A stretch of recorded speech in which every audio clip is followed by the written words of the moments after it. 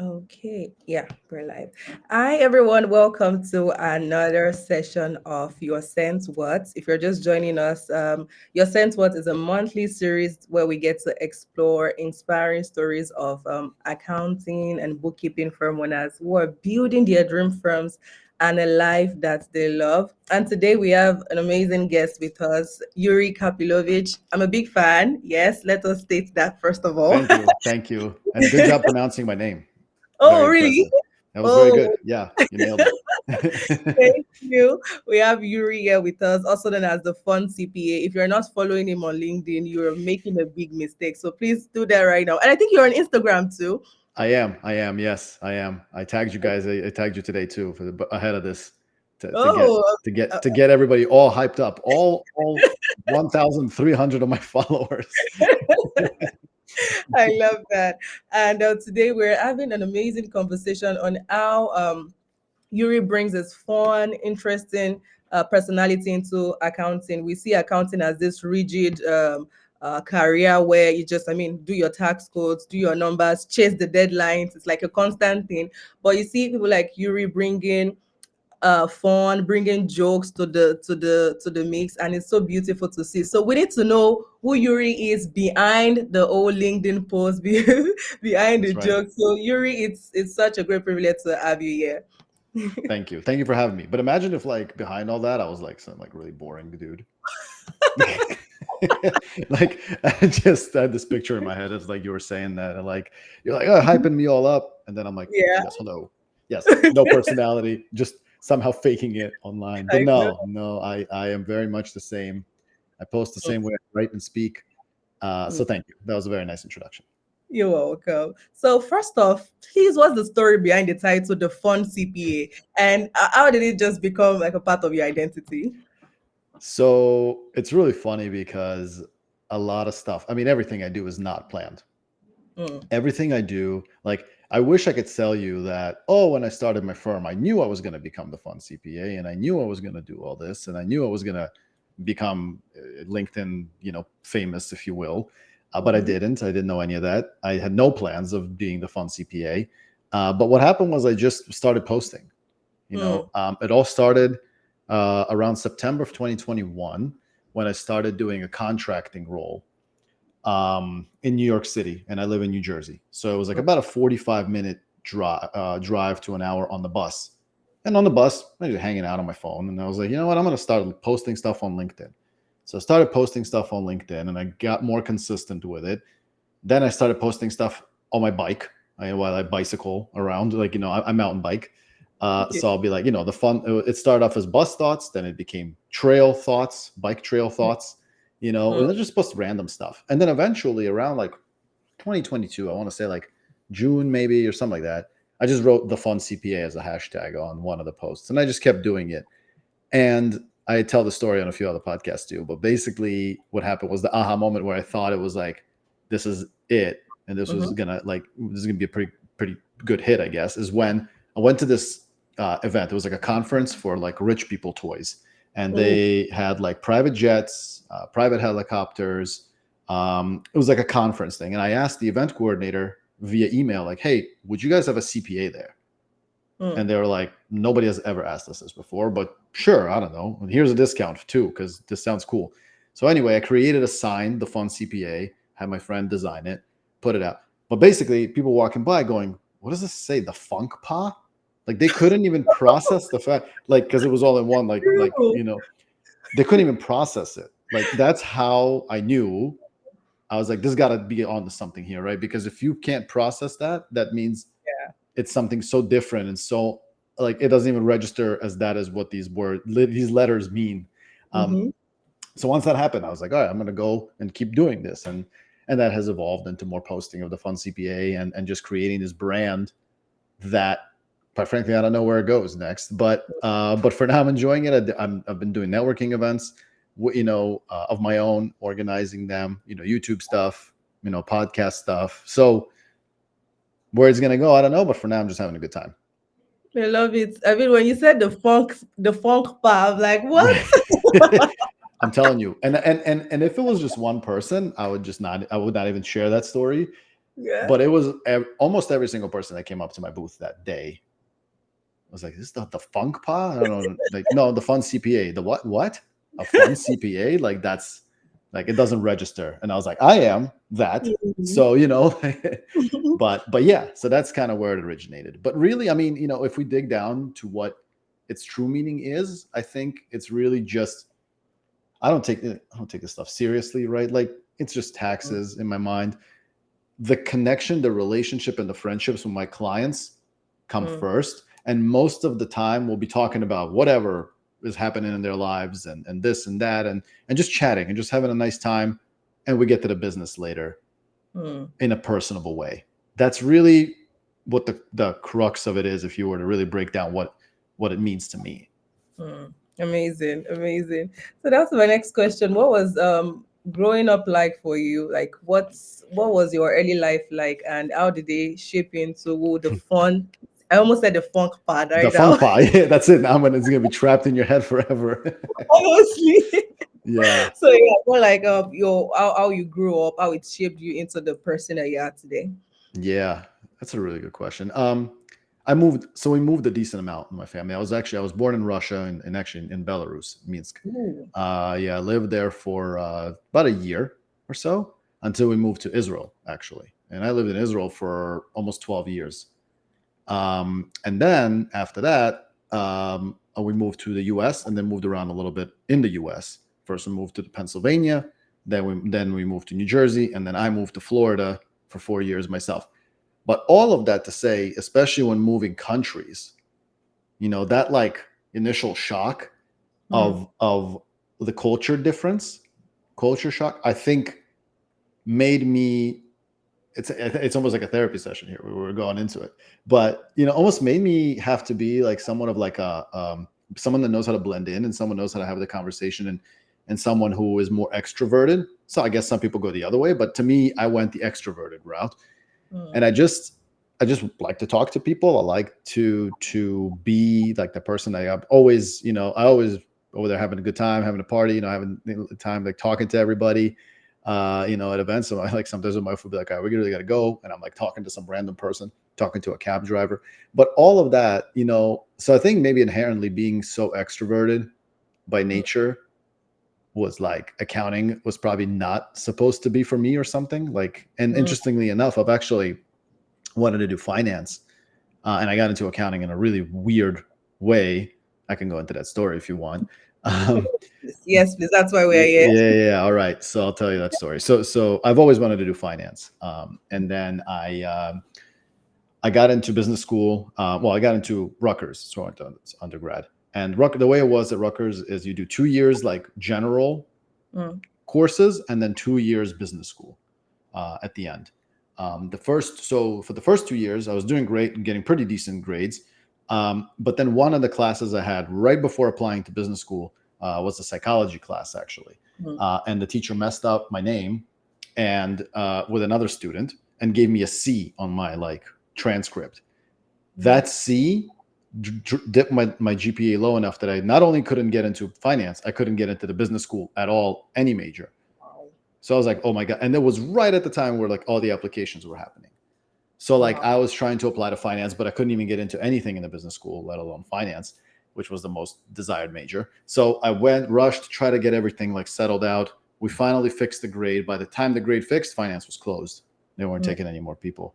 And so I'm like, what's next? I don't know, accounting. Cool. So that's how I ended up in accounting. wow.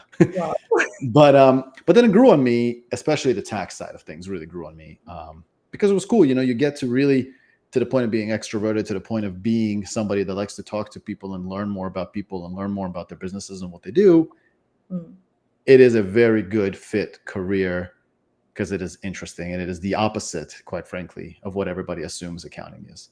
mm. Interesting. So you wanted finance, but you got into accounting. And so this question, at what point did you experience any like light bulb moment that's triggered and said, "This is my path. I think I'm doing something right here. I'm doing something that makes sense here." Did you have any moments like that when you first Ooh. started? In college or in general? In Like general. in general, Yes. um, it wasn't until probably like maybe 5 years into my career, once I got the hang of what I was doing, should I say like Mm, 3 to 5 years into my career, I started understanding what I was doing more so and what my role is. That's when a little bit of that light bulb moment happened, because I've realized that I'm not just there to do tax returns. mm, I'm there to do like to be there for my client. And it started happening around that time because clients started trusting me more. They saw that I had more experience, and they would ask me questions like, "Hey, I'm thinking of getting married this year. Should I get married?" Like, something like that. Or I'm thinking of leasing a car, or should I buy it? And mm. started becoming, once I got more of that client contact, it started becoming more of like a trusted advisor friend to them, beyond just the numbers and beyond just doing the returns. And I think that's when I realized like this is actually way different than what I thought it would be. Oh, So that was oh. kind of like that moment for me. But it took some time to get there, because until then you're just grinding. You're just grinding away on the hours, and you're just doing tax returns. So you have to be, to me at that point, when I was just doing the grinding and the work, to me Mm-hmm. it was just literally cool to see those kind of numbers, because back I was at big firms back then when I Oh, first started my career. And I was looking at returns of people making 80 to $100 million a year.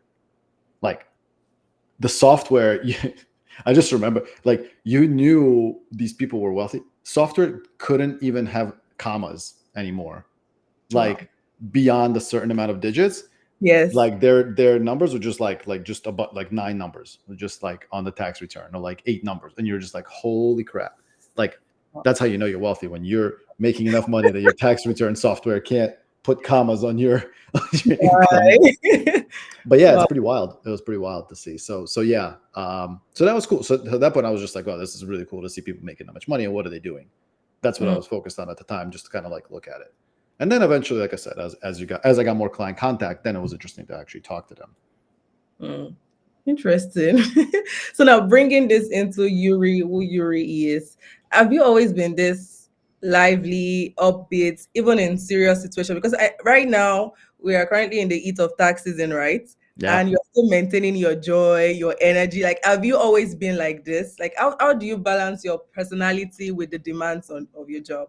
yeah, a really good question. I actually love this question because, yeah, I'm always like this. I'm always like this because I have a perspective that I think a lot of people don't have, which is I pivot. I don't know if I'll say a pivot, but in high school, my friend of mine was an EMT, Okay. and he was on the ambulance, basically like doing, answering 911 calls and everything. And somehow he told me, "Hey, come do like a ride along with me one day." And I was like, "Okay, sure." I came to do a ride along. I loved it, and they ended up doing it for 16 years Wow. as a volunteer EMT. Yeah. So I've seen, not like I've really seen a lot of stuff in doing that, being there for people's like worst moments, helping them, truly being there for people in some really dark hours, and Mm, seeing all that. That really puts things into perspective, where like there's nothing all that serious about taxes. mm, Like, and what I do. I so yes, the hours suck. Like, don't get me wrong, it's pretty terrible sometimes when you're looking at these hours, especially when you're at the big firms. But when you contextualize it with real life and death, like, it's really mm, not that big of a deal. So like, what's the worst thing that can happen on a tax return? You mess something up, the IRS, maybe you get an audit or something like that happens, and then you just smooth that over, answer a few questions, and then, okay, if you messed up and messed up, yes, it's pretty bad. You say sorry and you move on, and mm. but it's not as bad as somebody other stuff that obviously I would have seen. And so I really contextualized it, and it's like, yeah, listen, it's just taxes. That's how I view it. There's nothing to get all bent out of shape about. I was one of when I was at the big firms, like, that was a very, very not good attitude to have, because the partners were all like, "Oh, this is very important. You have to go. Like, this is very Yeah. serious stuff," and they were like that. But I'm like, okay, yeah. Anyway, like, play along and do whatever you got to do to get through the job. But like, I didn't wasn't that big of a deal to me, and it isn't to this day. Wow. So yes, the short answer is I'm still just as lively, just as excited. Tax season is just another day Mm. of doing I, this I stuff. actually love that perspective. Take it from me. I work in marketing, right? And Mm-hmm. if you're working in a fast-paced kind of career where everything has to be done on time, Yeah. If you're not careful, you lose track of time, lose track of family, lose track on a number of things. And I see the same thing happening to accountants. You know, you go to X, I don't know if you're on Twitter, you see them talking about their experience. Oh, they just did like a lot of hours. They even forget to eat. Like it's that Yeah. bad. They sometimes Yeah. forget to eat. And it just brings things into perspective, taking life one day at a time. This is just work. It's not your life. It's just work. And again, and it's just taxes. Like Mm, we all got, and I was there, I mean, especially being in my younger self and I just started my career, mm, yeah, my personality was always like this. I always weirdly was like, I don't know what you guys are getting all like out of shape about. mm. But but my response to this was different, right? Because at the end of the day, like I had to answer to people, right, Yeah. who wanted this and that. So yes, I had to work the hours, I had to play the game, so to speak. But to me, I still deep down inside was like, what are you guys all, this is taxes, guys, like what are you all going crazy about, you Mm, know? yeah. But on the flip side, listen, at the big firms, I couldn't control my time, I couldn't control my clients. I was getting handed client after client after client and had to work a lot of hours. And yeah, sometimes you just don't get up, you don't go to the bathroom. Like you're just kind of like, Yeah. because you're just in the middle in the zone doing something, Yeah. like, and you're just like, okay, I really got to take a break. Mm-hmm. But lunch was always very important to me. Lunch was always very sacred to me. And I remember there were firms I was at, like, man, like I would, the moment I stepped away from my desk, I would get emails. Where are you? Wow. Like I have tons of stories like that. Yeah. Like, I mean, it's just people that take this stuff way too seriously. So when I went out on my own, Mm, it was like, all that is gone. I'm not doing crazy hours. I'm not taking care of myself, mm, for at this point clients, because now I can control it. Once I can control it, it was like a game over for me mm. as far I as love enjoyment as I far as love that. enjoyment goes. Yeah. I think you mentioned lunch earlier, right? Which now brings me to this question. What's a day in your life like? Do you have like routines that helps you stay energized and positive? Yeah. My day right now, days are a little hectic, especially because I have a short window of time to get things done. But basically, wake up. I got two kids, so my son is 6 years old, my daughter is 2. Um, so wake up. Sometimes I'll go to my son, get him ready and everything, get him to the bus stop, come back, get my daughter ready, then take her to daycare. Usually take her, drop her off from between 8:45, 9 o'clock. Then I'll usually go to the gym. Okay. Um, do the gym thing, come back home at like 10, whatever, get ready, start my day at 10:30. Then my son comes home at 3:30, and I got to figure out lunch at some point between there. And also obviously the client work and all that.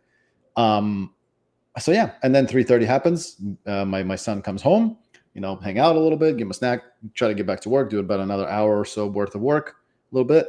And then we gotta go pick up my daughter. And then I call it the abyss, because everything after that point is Yeah. like dinner, night routine, bath, blah blah blah blah blah. Next thing you know, it's 9 o'clock and I'm exhausted.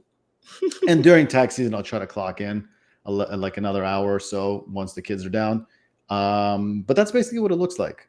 And outside of tax, so yeah, so I actually just this last week I hit 30 hours, which was cool. Because that was actually the highest hour count I had so far. But outside of that, I'm doing about, outside of tax season, I'm doing about 10 to 15 hours a week tops of actual work. Mm-hmm. But that doesn't count social media, Yeah. and that could be a job in and of itself. I'm sure Oh, so as doing what you're doing on LinkedIn, that it could really eat up your time like yeah, crazy. it's a full-time job. It is. So now bringing this back into the accounting industry, right? What's the biggest misconception about accountants that you've seen, and how would you like to challenge it? I think the biggest misconception that a lot of folks have, specifically people who might want to do accounting as like a student, Mm-hmm. the biggest misconception would be that accountants are boring and all they do is sit behind the desk, don't get up, don't do anything, don't see people. And it couldn't be further from the truth, especially on the tax side. I only speak to the tax side. I'm not, I've seen audit folks, but I haven't done audit, so I can't speak to it. But it's quite the opposite on the tax side. For me, I'm out, I'm either on the phone with clients most day, hanging out with them, going out to lunch, going and grabbing a drink, whatever it is, hanging out with them. And it's the complete opposite of that. And yeah, I mean, obviously I'm over here also doing the work and all that, but it's work to me that's meaningful in the sense that you're really helping people and one understand their financials, Mm, understand what they're making, understand the tax implications, and plan around that, mm, and really dive deep into how their businesses operate. That to me is the most exciting part of what I do. mm. So that's what I Right. would love to change, and that's what the fun CPA really, again, Mm-hmm. it's not just parties, which parties are fun. I love having them. I love throwing them. Don't get me wrong. Um, but it's beyond that. It's really just the perspective on the whole accounting profession that it's really not as boring as folks may think. Yeah. I mean, that is why we need people like you. Like, be vocal about, I mean, we are not disputing the fact that there are crazy seasons, busy seasons, right? Yeah, But you can also have fun while you're at it. you can Yeah. have fun. You can have a good time, and just like you said it very well. Like nobody is over here saying that I don't work or I don't have to do can get this stuff done. There's a ton of stuff I got to get done, but you can have a good time doing it. Yeah. You don't have to be working 90 hours a week like everybody seems to think accountants do, and have fun while you're at it and take care of your family while you're at it and go Mm. on vacation and have, by the way, my birthday is April 11th, which is coming up here in Ooh. about a month. My birthday is April 11th, and I celebrate it every year since I started my career. Like, this is not to me Mm-hmm. like, everybody else. Like, I remember many times where people would say, oh, your birthday is April 11th. Like, that sucks. Like, what are you going to do this year? I'm like, I'm going to go party. Like, I'm going to go have a good time with my family because, and though on that day of, if it was a work day, like Mm-hmm. if it was like, a weekday, I would leave at 5 o'clock, Mm. and people would not like that. Like, I mean, like, they would stare at me for April 11th. You're leaving at 11. It's okay. I'll catch up on it tomorrow. Like, even if I have to work a little extra tomorrow, So all of this to say, it's very possible. It's Mm. not this dreary and um, you know hopeless path, but you Mm-hmm. got to get there. That is the one thing that I will say. It does not come from day one. Yeah. Yes. Yes.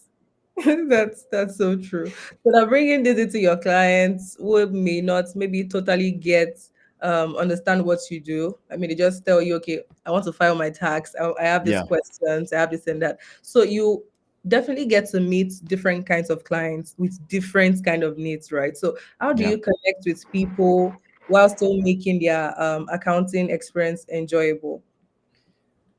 I think I think to me it's like connecting with people comes first, which I Mm, think is what a lot of like the social media content that I put out. You'll notice, between LinkedIn and Instagram, yeah. nothing at any point is me selling. I don't sell anything. Yes. Like, I'm Yes. not over here telling you, let me help you get the best strategy to save you money. No, it's personality first. I Mm, want you to see that, like, if you call me or we work together, like, mm-hmm. we're not just going to be sitting there talking about taxes. Mm, Like, we're not, like, taxes to me is the ancillary part of the human connection, the relationship, and all that. And all my clients know that. Like, all my clients know they can just call me up, be like, hey, listen, I had a question for you, blah, blah, blah, blah, blah, blah. And, I'll answer that. And then we'll get to what the tax stuff means about it. So it's like, I think hopefully this answers your question a little bit, but basically, it's relationships first. I want to, we'll connect with them, we'll hang out with my clients or go out to lunch with them. Like, it's not a, oh, we got to call Yuri, very serious stuff. It's like, hey, yeah. what's going on, man? What's happening? Like, a lot of times we'll go on a tangent, much like I'm doing right now, but we'll go on a tangent with the clients. Like, hey, like, they'll call me about something and, Mm-hmm. be like, hey, what's going on? Tell me what's happening. And we'll be talking about nonsense. Let's, like random stuff, the Yeah. day, the weekend, their lives, what's happening. And I'm not even joking you. Sometimes it'll be like 30 minutes later. And then I'm like, what? You called me? Like, wait, what did you call me about again? Like, what? And then we're like, right. Yes. Oh, yeah, yeah, yeah. And then, and sometimes it's funny, like, during those conversations, you'll discover something else that Mm-hmm. happened, or something else that, is tax related in that conversation. So, yeah. So that's kind of like People it's kind of like, first. to me, the relationship first, how I Mm-hmm. treat all my clients. And if like, I'm not for everyone, right? Like, I'm not even Yeah. gonna lie to say that I'll work well with everybody. My fees are high, right? For a reason, because Mm-hmm. I want to control the amount of clients that I have, and I want to be able to have those conversations with my clients without feeling like like I don't have time because I Mm, have a million other clients like them. So I'm not for everyone, right? And some people want serious, down to business, no nonsense, whatever. I got a lot of nonsense. I'm not even gonna lie to you. Like, like we're gonna BS a lot, and that's what I'm. That's how I build it. But to me, that's less transactional, more relationship. mm. And I have gone on too long talking. So yes. Yeah, I love it. I mean, please. I love it. Keeping people first, relationship first would definitely go a long way. Oh my, it's Yeah. been an interesting conversation, Yuri. So I just got like a couple more questions. Sure. Now, so I know we have students that would want to be accountants, I mean tax pros, CPA, right? So Yeah. how would you like to inspire the next generation of accountants who maybe they think they don't fit into the mold of Yeah. what accountants should be? How would you like to inspire them? Uh, I think how I would like to reach, if this message could reach the people who are like thinking about accounting, Mm-hmm. but they did this thing called Google search and, and typed in accounting and somehow made their way to Reddit and Mm-hmm. Fishbowl and X and, Twitter, whatever, everything that you described, and seeing these horror stories. I want to reach these people because the horror stories, unfortunately, out there, I've experienced them. But overall, this profession is about the people. It's about, having that relationship that I just described with the clients, and not just sitting there doing taxes or doing financials or doing whatever. So I think, if I was to like try, I would love to, I would love for this, like I said, to get every person who's out there thinking about it and then sees what the online world has to say, and say, hey, don't take that for its word. Yes, the first 3 to 5 years will hurt. It's Mm-hmm. true. It's not going to be pleasant. I guarantee you that. But once you get a handle on what you're doing, is when you can really utilize that and start growing the career path in the way that you want. Uh, and the opportunities are quite simply endless. I went, me, who I don't consider myself an influencer, I don't consider myself anything. I'm just me. Got to speak at, got to fly to San Diego, speak at Mm-hmm. an Accounting Today conference. Then a few weeks later, go to Maryland to speak to a bunch of accountants there at a keynote speech. It's wild. Like, it is wild. And yeah, like some days I can't believe it. So anyway, it's just to say nothing is planned. This is Yeah. what an accounting degree can yield to. That's crazy. Like, Mhm. so that's my whole point. It's not what it's all cracked out to be. Don't take the social media and internet's things for for what they are, and it's very enjoyable if you make it that Yeah. way. I love that. I love that. And so my final question relating to like this topic, what legacy would the fun CPA like to leave behind? So maybe those following you on LinkedIn, the accounting Yeah. community, so people listening to your podcast, like what kind of legacy would you like to leave?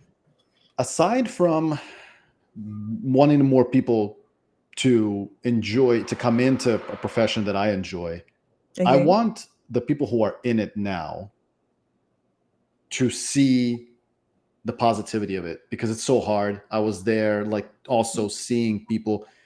I mean, one of the things that really comes to my mind when I think about this and I go back is, like, people take this stuff so seriously that they Mm, neglect, like, so many things, like life, and what I've seen specifically, like, this particular director at one of the firms I was at, mhm, having planned the vacation with her family, I think she had like 2 kids or something, and her husband and everything, planning it out. The time comes around and all of a sudden the project comes up, canceled vacation. wow. Not much, like, things don't affect me usually on like a work level until I see stuff like that. Mm, And nothing is more important. Nothing is more important. These numbers can wait, the taxes can wait. No project is more important than like your family and mm, going on that vacation. mm, And so, to the people, like, the legacy I would want the fun CPA to have, even if it just changes like 5 people's perspectives, is that take the vacation, fight back a little bit. I was doing that my entire 12 years. with the big firms. People didn't like me. It's fine. I don't care. You know what I Mm. mean? Like I butted a lot of heads with people. I got fired once. Like, I quit, but I mean, I quit 7 times. So, there is that. Um, so yeah, it's all goes to say, like, it's not that serious, right? Mm. Perspective. Your enjoyment of your own life is more important than Mm. these tax returns or whatever else in the accounting you're doing, and just have more fun with it. I love that. Nothing is more important than family. Nothing. Nothing. I mean, obviously your own health and your family, your Yeah. well-being is way more important than any tax return. And if anybody else is believing that it is, that firm, that place, whatever, is not for you. Yeah. Yeah. And if there's anything, one thing I try to remind myself is that you can't pour from an empty cup. Like if you're not Mm, 100% in your health, your mental health, especially in seasons mm, like this, yeah, trust me, to be a total flop. it's rough. It's rough to see. I mean, and don't get me wrong. I obviously say all these things now, and this is a lot of things I say in retrospect. Mm. Like, I worked those hours. Yeah. I came home at midnight. I was there. I was experienced, especially when we were still in the offices, and there was no breaks, and yeah, you're mentally not anywhere near this planet. Mm. When you're working that much. So yeah, True. Oh my God. I totally enjoyed this conversation, Yuri. me too. It was Thank you good. so much. So now I've got a couple of rapid fire questions for you. Don't Let's worry. do it. It's Are you okay. I'm ready? ready. I think so. Okay. So first question. What is the first thing you'd buy if you won the lottery? Ooh, if I won the lottery, a boat. I'm Oh, a very big boating fan. Yeah, yeah, I would buy a boat. Yeah. I love that. Email or Slack? Which one is worse? Which one is worse? Yes. Slack. Because Oh, I can't. really? Yeah, because I can't ignore notifications. And Mm. like my email, I don't. Well, I guess I could also turn off notification, but I don't have like the ding ding ding Mhm. thing. So yeah, I can ignore an email or whatever, or just address it later. But sometimes, like if it's a text message or like the equivalent, I'm Yeah. more like I gotta answer it. Yeah, true. So that to me is why I would choose Slack as being more annoying. Okay. Early bird or night owl? Ooh, early bird. I mean, early bird is a relative term, but between staying up later or waking up earlier, I'm on the earth. I will always wake up early anyway, 7 or so. Okay. What's your go-to work snack? A what? A good work snack? You said? Yeah. Yes. Mm, I just like cookies. I'm a big cookie fan. Oh, okay. So Okay. yeah, If you could automate one part of your job, either job or your day-to-day life, what would it yeah. be? Email management Ooh. and That's calendar management. So like calendar and email management. 100%. I'm terrible. I can't. There'll be some days where like I hate to admit it, but it happens, and I'll be forget about a meeting or get so wrapped up in something, and I'm actually working on trying to figure out how to resolve that because yeah, like it'll just be like, oh, the client or somebody would be like, hey, are we still meeting? I'm like, oh yeah, oh god, like because like the day just got out of control or whatever. So yeah, yeah. that in my ideal world, like every day at like Mhm. 7 a.m., I'd get like an email saying what I have going on for the rest of the day. Oh Mhm. man, that'd be amazing. I So love yeah, that. yeah, Coffee or tea? coffee. Mm. If you had to be stuck in an elevator with a fictional character, who would you pick? Fictional character? Yeah. Ooh, that's a good question. Fictional character. I guess it would have to be like a superhero. That'd be pretty cool to like interact Mhm. with. But I think it would be cool for me to like a billionaire would be also cool. It's not fictional, but it's real. I Which got of the billionaires? Which of the which billionaires? which billionaire? You Yeah. said it doesn't matter. Anybody. Just because I like to pick their brain, and I would have a million questions, possibly a billion questions to ask them. So so being stuck with them would force it. And yeah, I love that. That would be all. Oh my God, this has been like an interesting conversation. Thank you so much, Yuri, the funk pa, the fun CPA. That's it. I'm gonna rebrand again. I really enjoyed talking to you. Thank you Likewise. so much. All right. Yeah, Thank you for having me on the show. Thank you. thank you. Yeah, I'm going to end the live